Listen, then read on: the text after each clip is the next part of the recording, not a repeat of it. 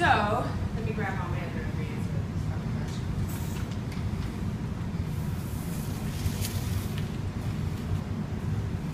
first. So, my other ingredients, I'm going to start my flavorful liquids with their flavorful ingredients, or their counterparts. So, in the chicken stock, I'm going to add mushrooms.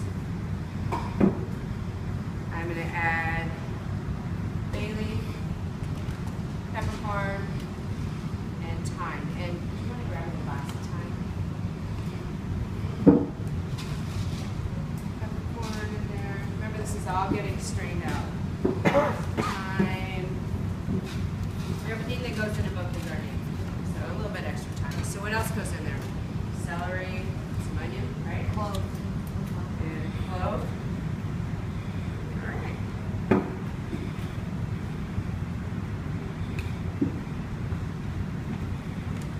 Technically it says white mirepoix, but we're using some mushrooms instead of parsley.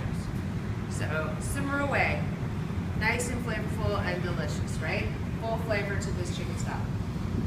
Now to my bechamel, we're going to add bay leaf, clove, bouquet garni stuff, right? And studded onion.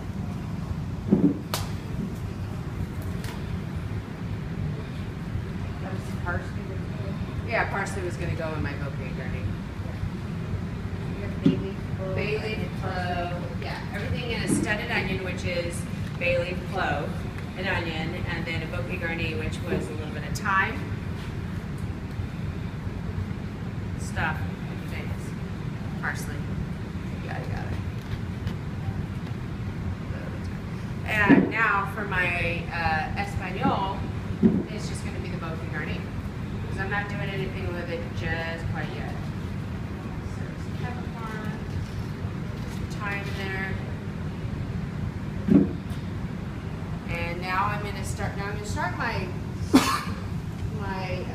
bechamel pretty low. These can go a little bit higher, because this isn't, obviously my stuff is not going to coagulate.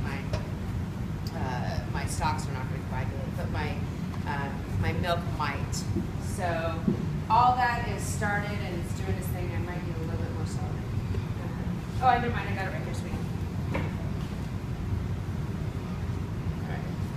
So while that's going, this is going to be for my espagnole. One of the things that I like to do is, as I go along, and I want you to do the same, stack like with like, right? Dirty dishes go with dirty dishes, and get them out of your way. Stack and get them out of your way, right? One less thing to deal with. That's going to be with that. That's going to be with that.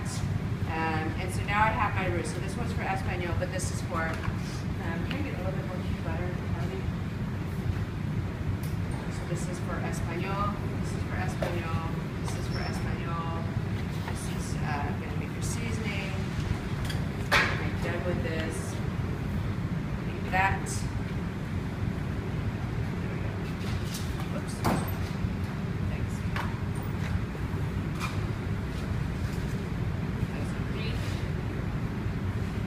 When we're done with it, get it out of your way. Right? One less thing to worry about. One less thing to clean up, because we're doing what? Good, I tell you. Only on my cutting board what I need exactly the time that I need it, right? So the reason I asked for a little extra butter is just because the recipe says it's 8 ounces of butter and 8 ounces of flour, but I don't know, so we weighed this out. These are about an ounce, right? Approximately. So what if my flour is too dry? What about the humidity? What if I'm using bread flour? What if I'm using AP flour? All these things make a difference. So I brought up 2 containers so I can show you the difference between white roux and blonde roux. And I'm going to now make my roux. So I'm going to start by melting my butter. And I'm going to hold off on a nugget here and there. Always making my what? How do you make the white fruit? Sorry. white first, and then I'm going to leave a little bit extra in there, and then make my blonde in the same pot. So always weigh your flour. When we go to make pasta, my recipe that I'm going to give you says a cup of flour, or 8 ounces of flour. So we know liquid, a cup is 8 ounces, right? Approximately, give or take. What if it's honey? It's a little heavier than, so it's less. Well, so we'll do an experiment and I'll show you. But when I'm weighing things out specifically for things like dough, you have to weigh it out. You can't just assume that it's a cup, because actually what it is going to be about 3 ounces off. Find my flour. Stack your dishes, your dirty dishes, get them off to the side. Stack them, get them off to the side, like, and you're going to go right into your side sinks with these. Grab your whisk. Start whisking.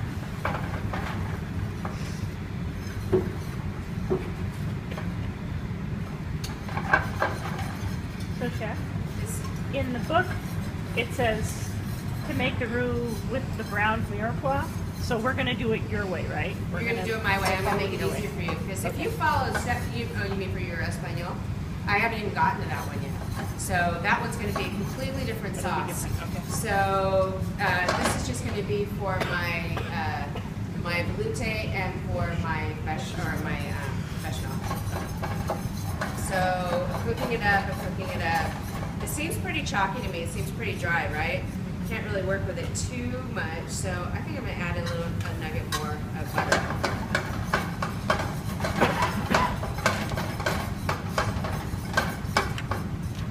I'm also using a larger pan, and so there's more surface area, so I need to watch it, because I don't want it to get too brown.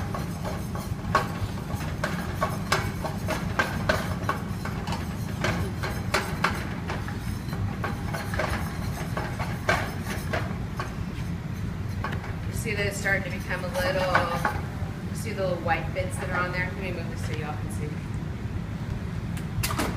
Wait.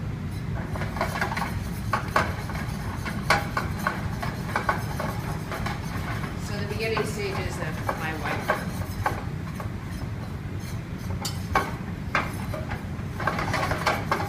It should start to smell good now. It should start to smell like, you know, nice and a little nutty, buttery. Starts to look a little chunky, right?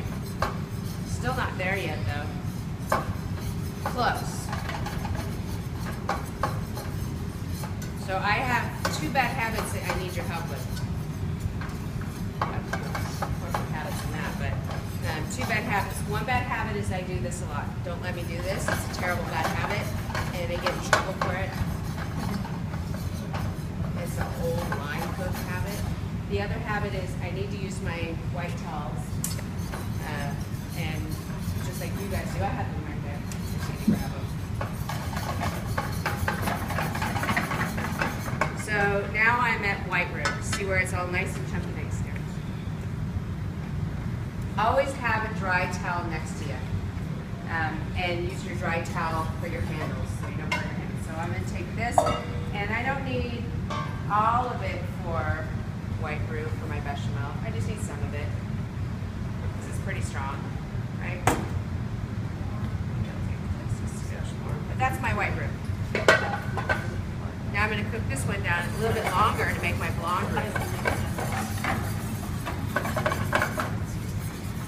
And as you see in the pan, as it starts to cook a little bit longer, it's getting looser, yeah?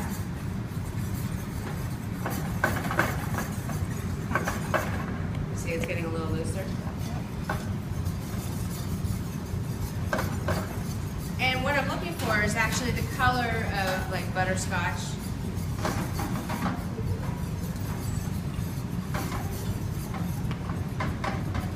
Starting to get a little creamier yet. It'll smell a little toastier. Yep. Okay, some braised cabbage to work on it. Oh, that looks like a braised cabbage. You hate me, don't you? No, Chef. The pork looks fantastic. Thank you. I'll share it with my kids. I'll eat it. You don't want to try the cabbage? I mean, especially for you though. Yeah, chef. You know what? A little bit. Are you not a cabbage person? Oh, no. We slave and cook it all morning. Hey, not this Saturday, but next Saturday, are you available? Next Saturday the 18th. Yeah. How early? I think we're all gonna start at 10. Okay, because I have an appointment at noon, 12:30. All right, I can get somebody to cover for you then. Let me double check because I know my manager already made a schedule. Wander, guys. Manager made a schedule. Let me see if she actually got it. Well, it just loosens right up. Is that what your room? I've never had. Mine's always creamier. Always, I must add more butter or something. Mine's